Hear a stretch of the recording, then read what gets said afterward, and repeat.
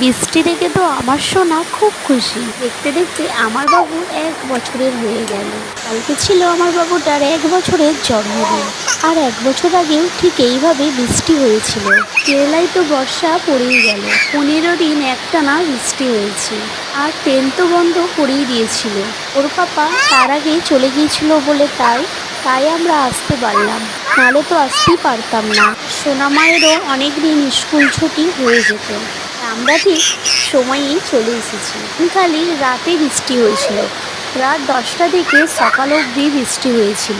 দুপুরে তো অনেক রোদ্দুর করেছিল। কিন্তু এই 3-4 দিন তো একভাবে টানা বৃষ্টি হয়েই যাচ্ছে। সকাল বিকেল রাত কিছুতেই থামছে না, টানা বৃষ্টি হয়েই যাচ্ছে।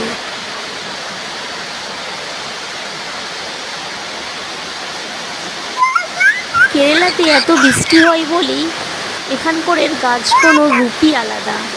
কিন্তু এখানকার ওয়েদারটা কিন্তু খুব সুন্দর। আমার তো খুবই ভালো লাগে। আমার ভীষণ মন খারাপ হয়ে যাচ্ছে, কারণ আর কয়েক মাস পর আমাদের চলে যেতে হবে। আমরা আর এখানে থাকতে পারবো না। আর একবার যদি এখানে থাকি আর তো যেতে পারবো না। যখন দেশে গেলাম নিজের বাড়িটার প্রতিও মায়া লাগছিল। এত সুন্দর ঘর ফেলে আমরা কোথায় আছি? নিজের ঘর যেমনই হোক না কেন, নিজের কাছে তো সুন্দর মনেই হয়। নিজের ঘর তো নিজের ঘরই হয়। আমরা আরও কয়েক বছর থাকতে পারতাম, কিন্তু পারবো না মাম্মামের জন্য। মাম্মাম এলকেজি থেকে ইউকেজিতে উঠে পড়ে, এখন তো ইউকেজিতে পড়ছে। এখনই ওখানে গিয়ে ওর ঠিক ভালো লাগছে না।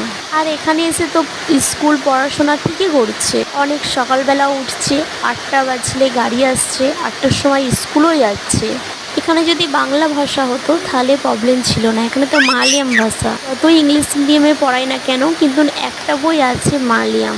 ওটা যদি বাংলা হতো তাহলে ভালো হতো। তাই জন্য আমাদের চলে যেতে হবে। মানুষ 6 বছর হয়ে গেলে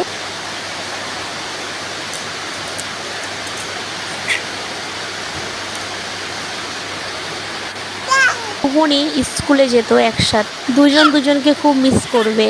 ফ্যামিলির যদি সবাই যেত তাহলে ভালো হতো।